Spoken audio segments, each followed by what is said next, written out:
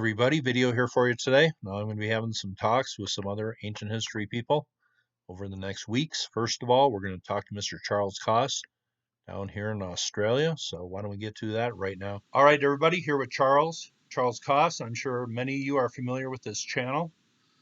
Nice to see you and talk to you finally, Charles. Nice to see you and speak to you in this medium for the first time. Wow. Yeah, we are holders of one of the greatest first names in history, so it's nice that we are finally chatting, huh? Oh yeah, absolutely. Yeah. First, Definitely. First thing, I'm just curious about your background. What age did you get interested in ancient mysteries and stuff like that? Well, you know what? I've been interested in ancient mysteries since I was a child, and I used to religiously go to the library and get every book about Stonehenge and stone circles and whatever they had, because there was no internet. So how do you find out information? There was no YouTube. There was no Chuck in Las Vegas cataloging everything in ancient America for YouTube. You know, yeah, unbelievable. Yeah, so we didn't have much information. So, what inspired you to get on YouTube actually? Was it just something, just you did it kind of on a whim and then it just became something you did on a regular basis or what? It was actually I was watching the Wise Up channel, and I thought, oh, it's such an easy way to make a video. Seems to be popular, and I thought, oh, and I started doing it as a hobby, just for fun, you know, and it kind of still is a hobby, as I'm sure it is with you. It's just something for fun, but there seems to be there feels like there's a need to do it as well. You know, it's something I need to do, maybe something you need to do. So that's why. That's the reason. A Yeah. lot of people are interested in where we came from. That's just Yes, indeed. a normal thing that people are wondering about these days. Yeah, it's a good question. Where did we come from? I mean, the conventional history says we as humans came from something very recently Very evolved. recent. Yeah. With all Yeah, the new research, that's kind of blowing that out of the water. Now, indeed. my brother's yelling out there in the family room. He's watching golf. So if we hear something in the background, but I have not talked a lot about ancient Australia on my channel. Did you get interested in the ancient people in your country? Is that I'm very curious about that. Yeah, there seems to be a growing awareness of an ancient civilization in Australia. Um, there's a new author coming up. He's writing a book about this massive. We have our own Serpent Mound here.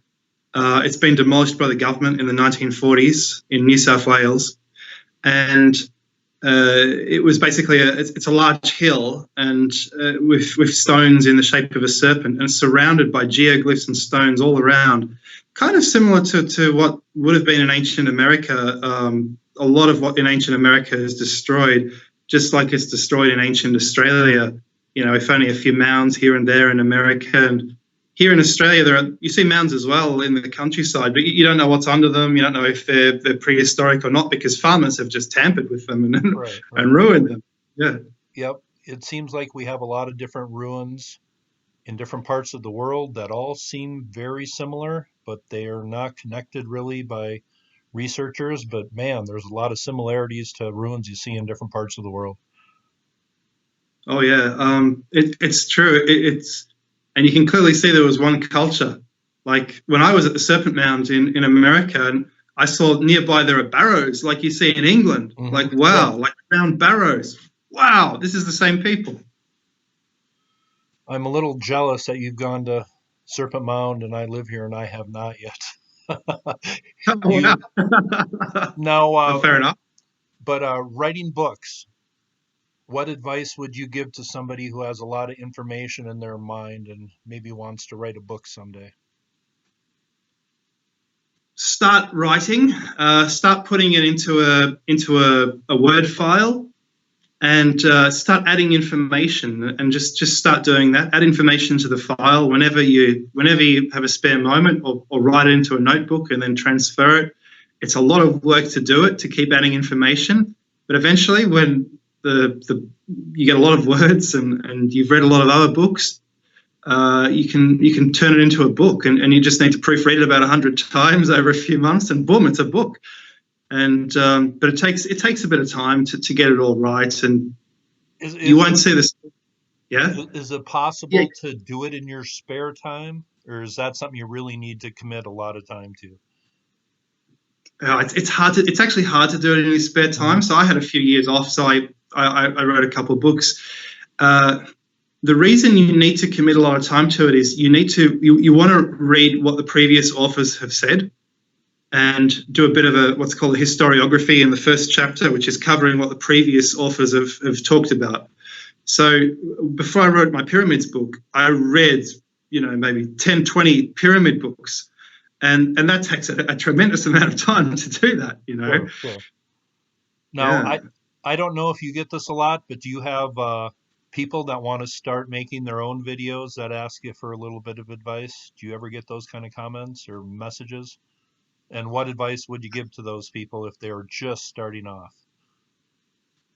Sure. A few times, yeah, once or twice it's happened.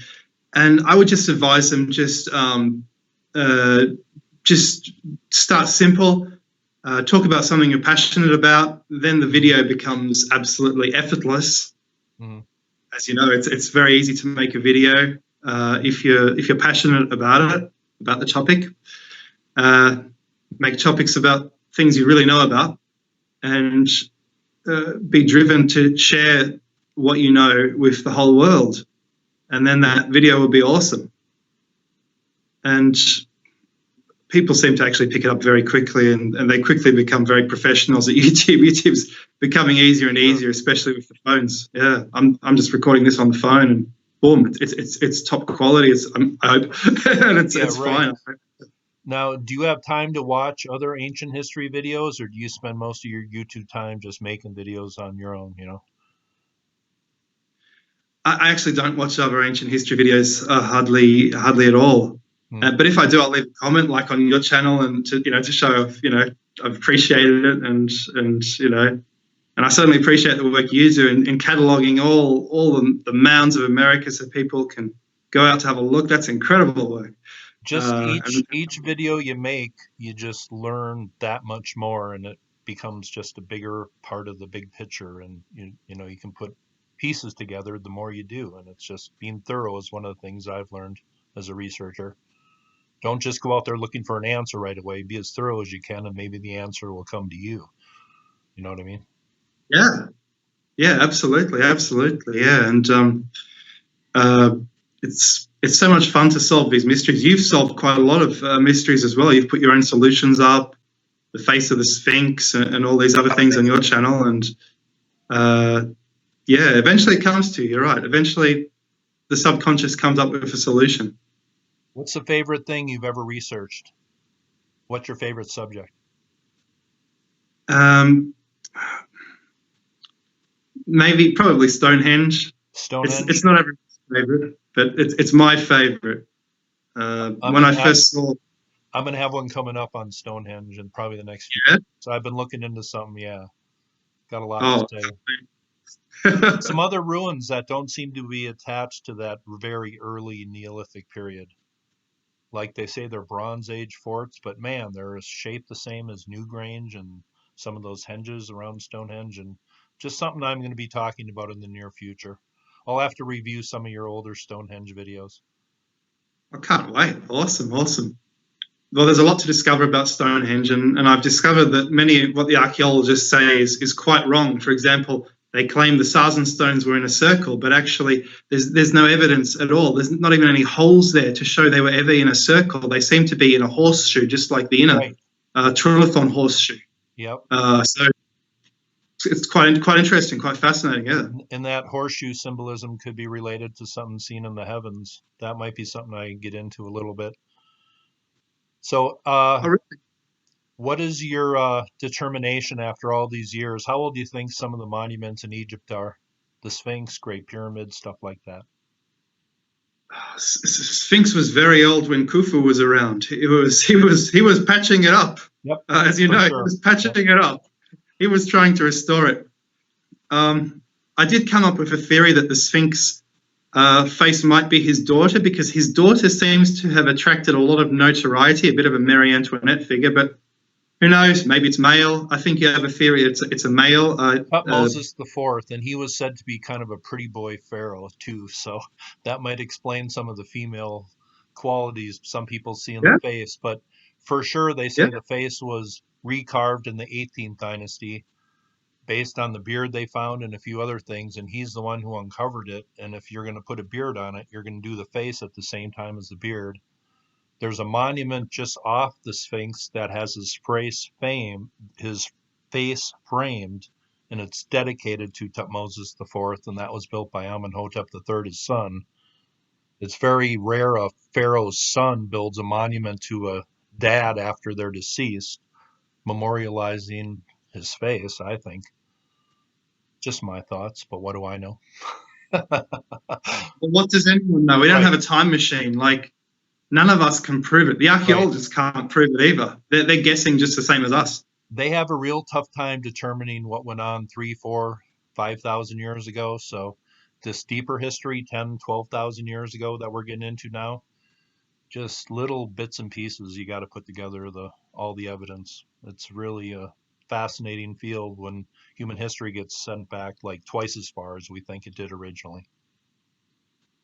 Oh, that's right. That's right. I've actually recently been interested in some Indian researchers are using Hinduism to decipher the mythology at Göbekli Tepe, Oh yeah. and also the Etruscan mythology. They're looking at the Etruscan tombs. They're looking at Göbekli Tepe. I've seen on some blogs, and they're saying, "Oh, this is just Hindu mythology," and they can read what the symbolism means. Mm-hmm. Sure. Yeah, Very it's incredible. interesting. There's so many periods of history. There's this kind of ancient, the very ancient, the super ancient. I mean, there's so many periods of history you can look into if you get into making ancient history videos, that's for sure. There's just an endless field of subjects you can talk about. Yeah, it goes all the way back. Because how far back do humans go anyway? Surely we go back to, you know what? We go so far back that they haven't found a missing link between us and pigs and other animals yet. The missing link is they can't even find the bones.